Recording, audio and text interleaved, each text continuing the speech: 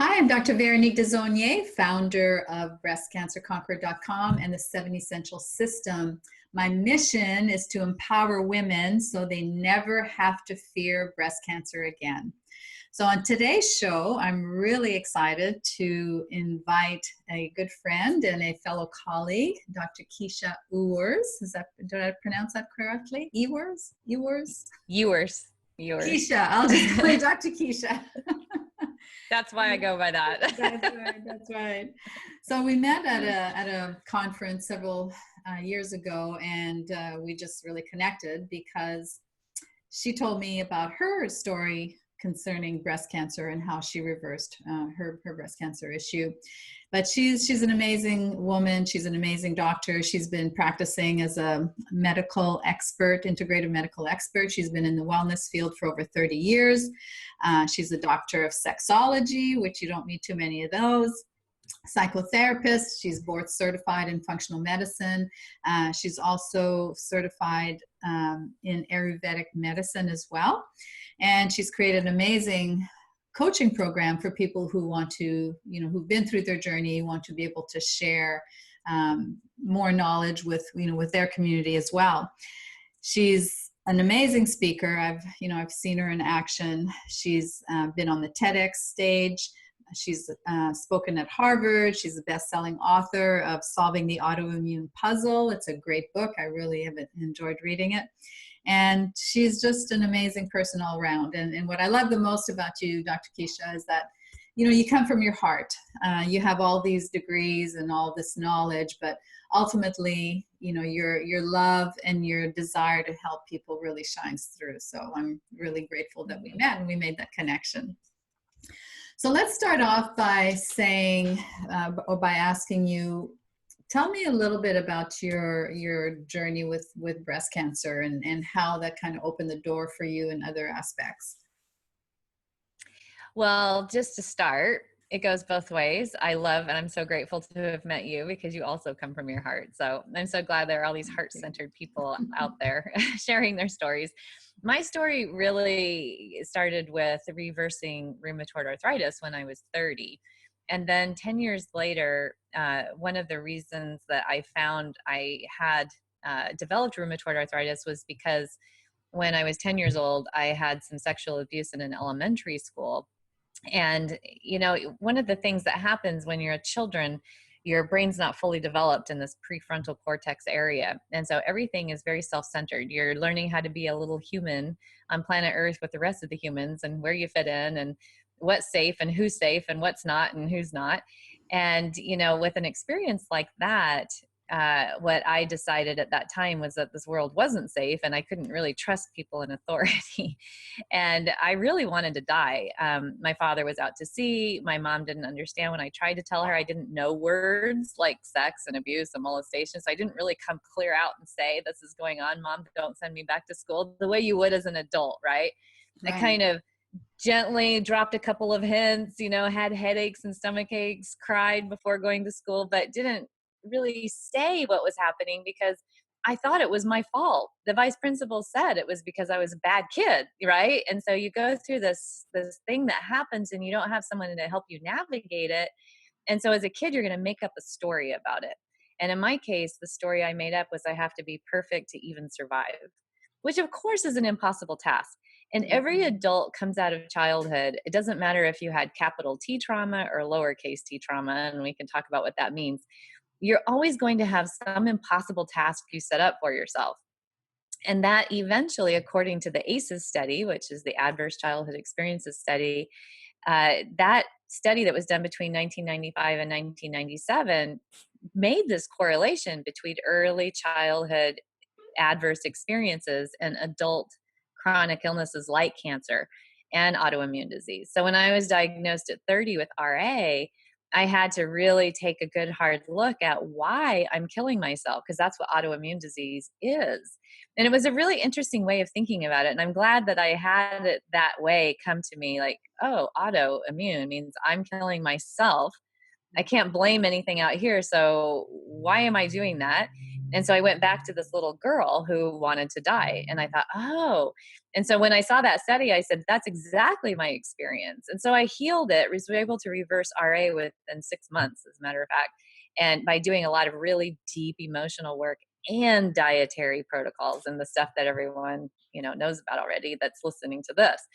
So then 10 years later, my son is sitting at the dining room table. He's in college now and he's home visiting. And he says, Mom, I have to tell you something. And he said, when I was 3 years old, this babysitter that lived down the street sexually abused me and his older brother. So my two older children, my two sons, the worst thing I could ever think of even happening ever to my children, I had allowed to happen, right? It was how I looked at it. And so, of course, it just threw me into this intense shame and guilt and blame of myself for not keeping my children safe. And so immediately, I probably started developing this lovely little tumor that showed up 4 months later, right over my heart in my left breast. And, when I had my ultrasound and the radiologist was looking at it, I said, I know where that came from. I mean, because I'd already done this work with my autoimmune disease. Right. And so I was already in this path of why is it here? What's the call to action? And, where are you in your hero's journey on this? I call it the Shiro's journey if you're a woman. And so I said, I know where that came from. I know what I have to do with it. I said, give me a month. So I went home. I immediately started finding, tracking down this babysitter who was now a young man, and called him up. And he said, I've been waiting for this call for 15 years. Wow. And yeah. And I said, okay, so I have some questions for you, and how you answer them will determine what happens next. And, of course, I want to know the why. I want to know, how could you, when I put my, these innocent children in your care, et cetera, et cetera. So he answered all of that. He was 12 years old at the time. He was experimenting, right? He was trying to figure out sex, and my kids were available. So in a way that made it less predatory to me. Mm-hmm. And so I was able to work with him and say, okay, so here's what I want to come out of this. What do you think? And so we did this facilitation of this forgiveness work that I have been teaching people for a couple of decades. And I had him pay for my kids' therapy, and that tumor was gone within a month. Wow. A month. Because I did all of this release of blame, release of shame, release of guilt from my own body. I did the forgiveness work myself with him, and with myself, more importantly. In this case, it was myself I had to forgive. It was so heavy inside of me that I could have allowed my kids to have this experience. And then my son, who had told me about it, said, Mom, I said, why didn't you tell me this before, And he said, because of this. I knew it would just destroy you, And he said, I do not want my entire childhood defined by this one experience.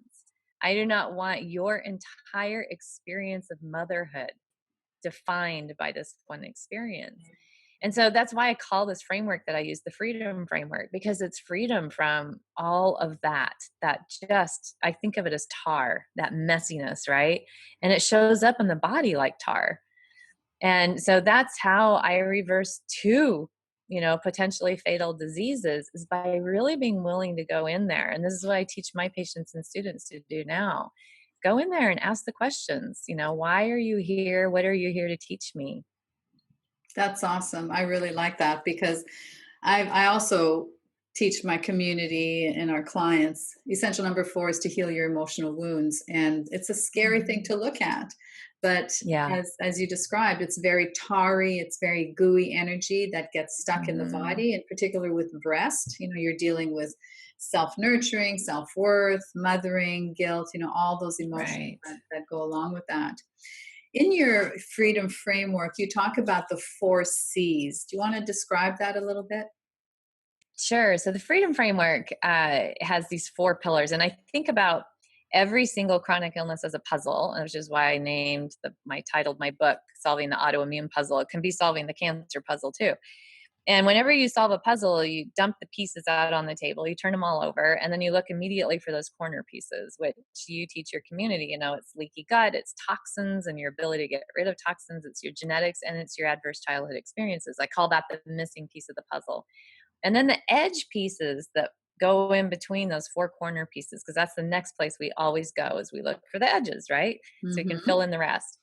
So those are the four pillars of the freedom framework. And the first one is to uncover the root cause. And the root cause is always going to be found in 5 different places. And it's not necessarily one or the other. A lot of times it's all 5. And that's going to be in your physical structure, so your body, in your mental belief systems, and that's going to be mind, your emotional wounds and hurts, that's heart, in your spirit, which can be, in the case of as existential crisis, or, you're not sure why you're here or where you're going, and if God's actually done this to you, right? Instead of for you. And that's oftentimes the way we think about this, is a betrayal of life itself when we get handed a terminal diagnosis. And so it'll be in spirit too. And that's often overlooked. Are you angry at God? Are you angry with life? Are you angry? What is it that, in their spiritual context, where does this fall? And so looking at that, and then in your story. And I work a lot with women with low libido because I'm a sexologist. And I think a lot about, the human growth and developmental map. And wherever there's a wounding in that map, it will impact your story and how you tell it, your narrative. And so when I listen to a patient come in, I'm always listening to the words they use. So how do you tell your story? Do you say, I've been battling my weight my whole life, right? Right. You're at war with your body, And so autoimmune disease is being at war with your own body. Cancer is being at war with your own body. And if you're at war with your own body, there's no winner. There's a lose-lose situation. And so I listen to the story. And then the second C is going to be confronting your data. And that data is your laboratory data. But then it's also your weight, your libido level, your sleep quality, your energy level, all of those pieces that we look at. I look at them as clues because I always think I'm a medical detective, right? And then the third is going to be confronting your data. So, or connecting the dots. So now you're going to be connecting what you confronted in your data with what your lifestyle choices are. So how did you get a hemoglobin A1C of 6.4? What's on the end of your fork? What's in your cup? And really being willing to make that connection. Oftentimes people will like to get into the flow of the FDA approved diet for the United States and think that they're doing exactly what's right for them. And they get really mad when they have to get rid of sugar and get rid of processed foods and soy and, genetically modified food. And yet, if you're really connecting the dots between what your data and your body is telling you, there's no one to get mad at. It's just information. There's no emotion to it. It's just data. Right. And so I like to help people make that connection. It's non-emotional. You don't get on the scale and have shame unless you put it there. The scales is not going at you. It's just the facts. Not just shaming you. It's just a piece of data, right? Right. And so getting people to really see it that way, connecting this data with the dots, right, of what they're doing in their life that created that in the first place. And then the last one is creating the life that you really want with intention. So the way that I think about this is we have factory default settings from our childhood, the way our parents raised us, how we ate, in the dining room when we were growing up, the beliefs structures that we maybe took from our parents into adulthood, or the beliefs we made up for ourselves in response to our experiences. Well, we get a chance to re-examine those beliefs and say, are they really serving us? So for example, to have to be perfect to even survive is a lose-lose belief that I had going on. My parents didn't give that to me. I made that up for myself, Right. And so I had to really go back in and look at that and say, is that a worthwhile belief? And that's the great thing. After 26 years old, your brain is fully developed and you get an opportunity. And I always think of cancer and autoimmune disease and any other chronic thing that's happening, relationship problems. There are always opportunities to go back and examine what you thought was true and evolve, right? Up level your next level of consciousness and expand. And That's so right. it's a great opportunity. And that's what you do in that last C. It's create the life you want with clear intent. I love that. I love that because as I tell our community, it's not just getting rid of the lump or the bump, but it's about a Right. complete transformation of your life on every aspect. Because if you don't change everything that brought you to that point, then you're going to get the same results. So Right. it's really about transformation and change. So we're And seeing there's no reason to get angry about it and to feel betrayed by it or any of that stuff, right? It's that's just right. data. That's Your right. body's just trying to talk to you and tell you this Yeah. isn't working for me. Yeah. Exactly. What is your body, Yeah. what is your body trying to tell you? And what is the gift and what Right. is the blessing here on, behind this journey? Now, Right. we're seeing, and I'm sure you're seeing the same thing, more and more younger women are being affected Mm, by breast cancer. yeah. Obviously, the majority of our clients are postmenopausal, but we do, we are seeing more and more younger women. I mean, even several years ago, I worked with somebody who was 19 years old. So, what Mhm. do you think is contributing to the increase of breast cancer in younger women? I think this is one of them. Doing this whole thing, sticking that in your bra. I mean, really, Right. stop. Right. I Don't do agree. it.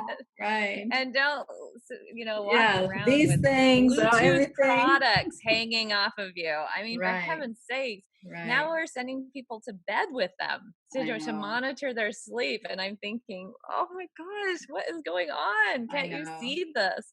Yeah. Right? So Yeah. I think I that's one agree. thing.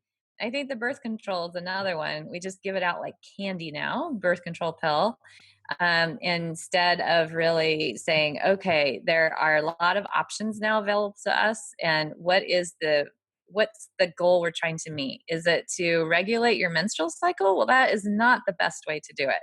Get underneath the root cause of why your menstrual cycle is whacked in the first place instead of handing you an oral contraceptive.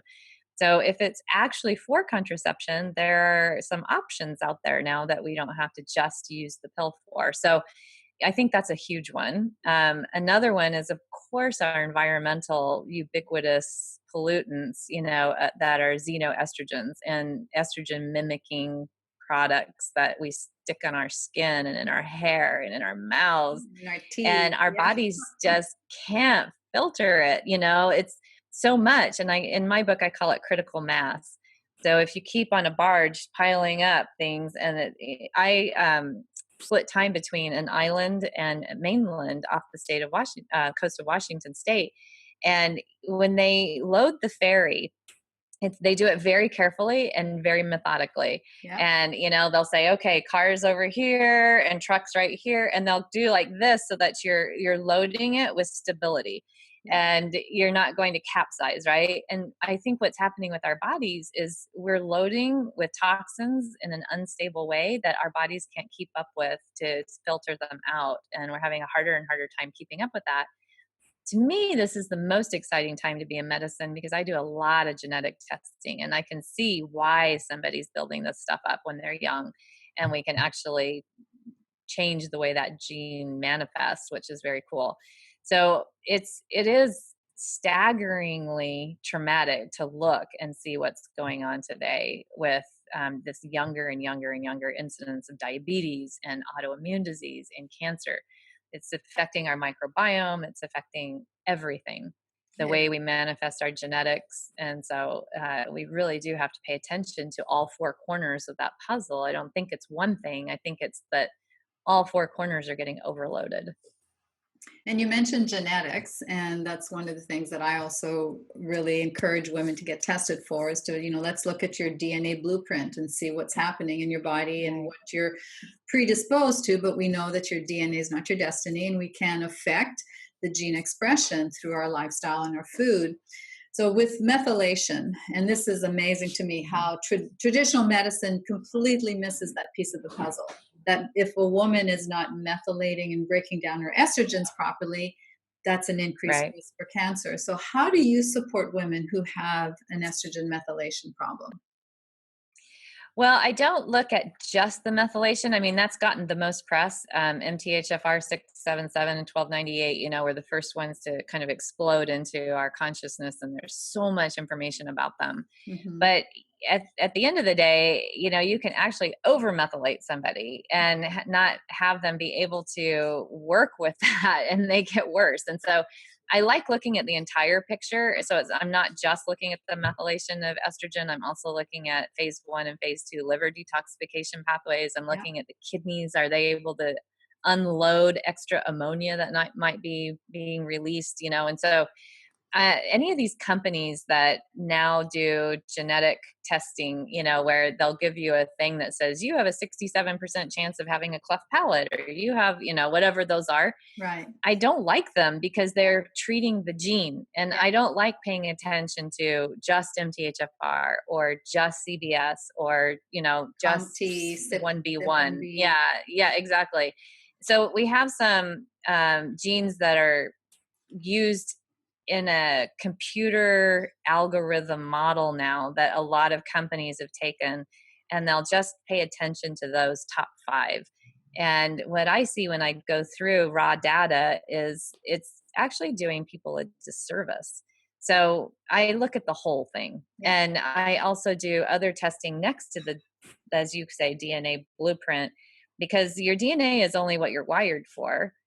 We have to know what you're actually doing. So I do a lot of other metabolite testing too, to see what's real for my clients. Is this thing that you have the potential for really flipped on? Is that happening? And then I work from there. So it's all very personalized and very individualized. So I don't have a kind of one answer to that, I guess. Okay. No, that makes sense. And that's something that we do as Yeah. well. We have to look at liver detoxification and all the other Mhm. pathways that play into that. Now, Yeah. you also mentioned the ACE study, adverse childhood experiences. And it's interesting because a couple of months ago on our group coaching call, I discussed the ACE and encouraged them to do the test as well. My scores were really high, obviously, similar background as yours, sexual abuse and unhealthy childhood patterns. But how do you, when somebody has high scores like that, how do you encourage them to heal and to really dig deep? Are there specific modalities or specific techniques that you like to use? I always recommend EFT, EMDR, journaling, certain books we recommend, and working with a therapist if that helps them as well. So what's your approach with that? I actually put my approach together in an online program called You Unbroken. And in that program, I start with the ACE study. I have you take it. And then in my book, I say the same thing. So now you have your ACE score.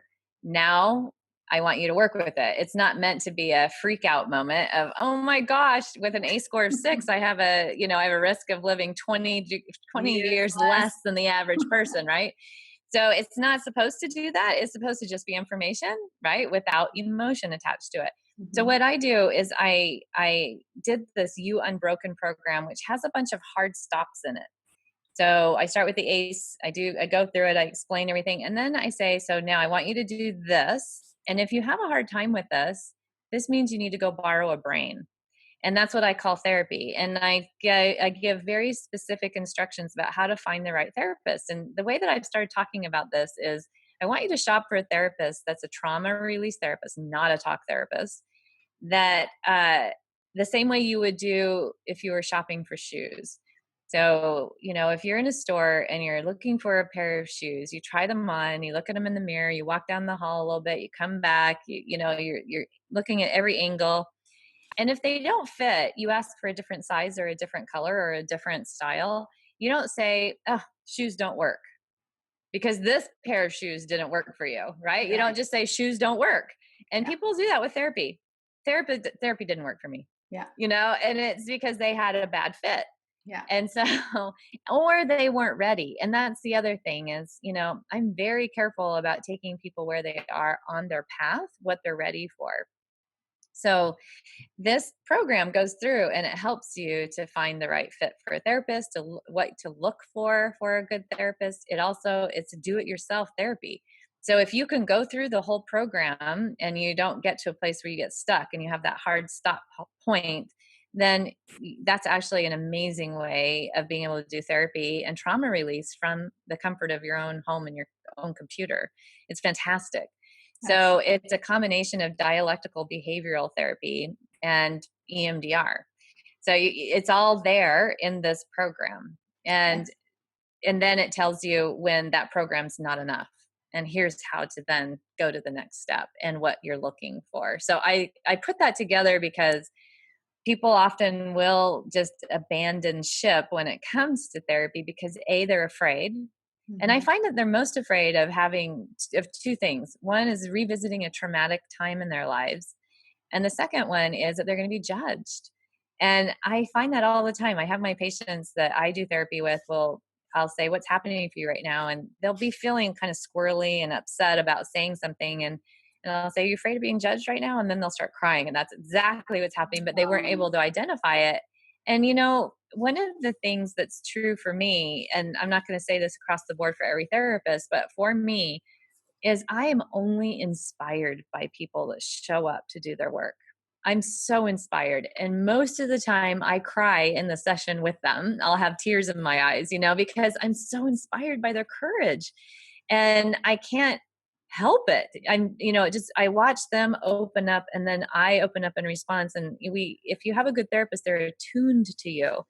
And so they're not judging you. They're absolutely not judging you. And, the thing of it is you've heard my story. I've been there, done that, got the t-shirt. I had to do a lot of really heavy lifting in therapy for myself and with good therapists. And every good therapist has a good therapist.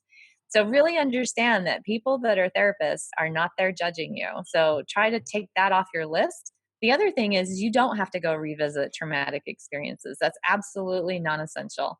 Talk therapy will have you do that, but that doesn't work. Talk therapy doesn't work. You can do that with your girlfriend. Right. 20 years, science shows, to make a little change on the needle of your compass with talk therapy. 20 years. Wow. So you can't do talk therapy. It makes people feel good because they get to go in and just like blah about whatever their stuff is, but it doesn't work.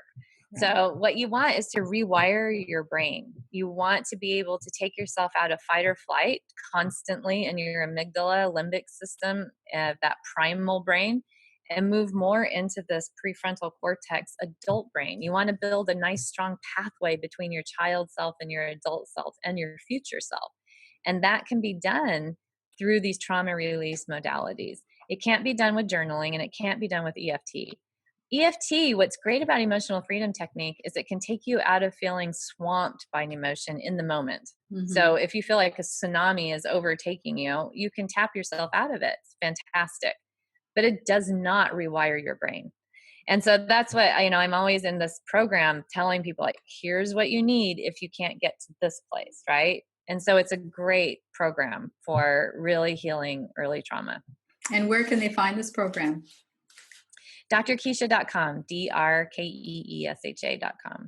Okay. And it's under the programs. Yeah, okay. It's called You Unbroken. You Unbroken. Yeah. Wonderful. Sounds amazing. Now, you also have a free gift for our audience and our listeners. Where can they find that? And what is it? Probably the 21-day quick start guide. Well, I think it was the ACE quiz and emotional healing toolkit. Okay. But I'm so sorry. I'm sure